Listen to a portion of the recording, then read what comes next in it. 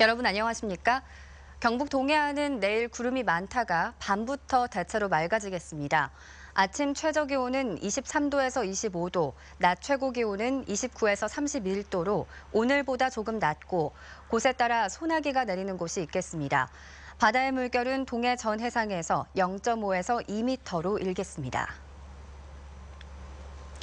폭염이 지속되면서 축산 농가의 가축 폐사와 농경지 가뭄 피해가 발생하고 있습니다.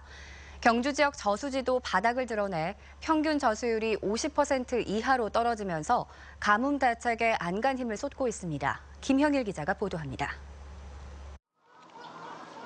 폭염의 더위를 이기지 못하고 폐사한 닭이 이 농장에서만 7천 마리가 넘습니다. 추가 피해가 나지 않도록 소방차가 출동해 뜨겁게 달궈진 양계장 지붕에 연신 물을 뿜어대고 있습니다. 또 환풍기로 축사의 온도를 낮추고 가축 방역차도 수시로 방역 작업을 벌이며 안간힘을 쏟고 있습니다. 유례없는 폭염 속에 경주 지역 강수량도 지난 일주일간 1.5mm에 그쳐 농경지 가뭄 피해도 우려되고 있습니다. 한창 논물을 대야 할 농업용 저수지는 바닥을 드러냈습니다. 평소 저수량이 9만 톤이 넘지만 현재 저수율은 20%, 18,000여 톤에 그치고 있습니다.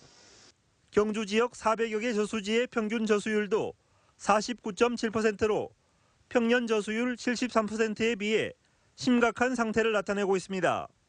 너무 더우니까 뭐 나갈 수가 없어요. 그러고 지금 바닷물은 많이 타들어가고 있는 그런 실정입니다. 자치단체도 비상이 걸렸습니다. 수킬로미터씩 떨어져 있는 저수지를 양수기로 2단, 3단 힘겹게 연결해 물을 끌어올리고 있습니다.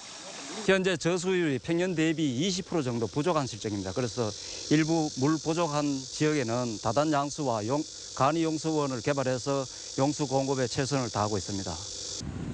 특히 경주 시민의 상소원지인 덕동댐도 저수율이 절반으로 떨어지면서 물 부족 사태가 우려되고 있습니다. 기상청은 이달 중순까지 불볕 더위가 지속될 것으로 예상하고 있어 가뭄 피해를 막기 위한 특단의 대책이 시급합니다. MBC 뉴스 김형일입니다. 포항시가 동해 전역에 출몰해 해수욕객들을 위협하고 있는 유독성 해파리 제거 활동에 적극 나서기로 했습니다. 시는 어업지도선에 해파리 구제망을 부착해 해수욕장 부근을 중심으로 해파리 제거에 나서는 한편 해수욕장에서 해파리 예찰 활동을 강화하고 다량 출현 시 이벽을 통제할 방침입니다. 동해안에서는 지난주부터 독성이 강한 노무라 입길 해파리가 대거 출현해 해수욕객 수백 명이 해파리에 쏘이는 등 피해가 잇따르고 있습니다. 미국 상무부가 한국산 열연 강판에 대해 고율의 관세율을 결정해 수출 차질이 불가피할 것으로 보입니다. 미국 상무부는 최근 포스코의 열연 강판에 대해 반덤핑 관세율 3.89%, 상계 관세율은 57.04%로 판정했고 현대제철에는 반덤핑 9.49%, 상계 3.89%의 관세율을 결정했습니다. 고율의 반덤핑 관세율이 적용되면 국내 철강업계는 연간 수천억 원의 매출 손실이 우려되고 있으며 포스코는 미국 국제무역법원과 세계무역기구의 제소를 검토하고 우회 수출 방식으로 대응할 것으로 알려졌습니다.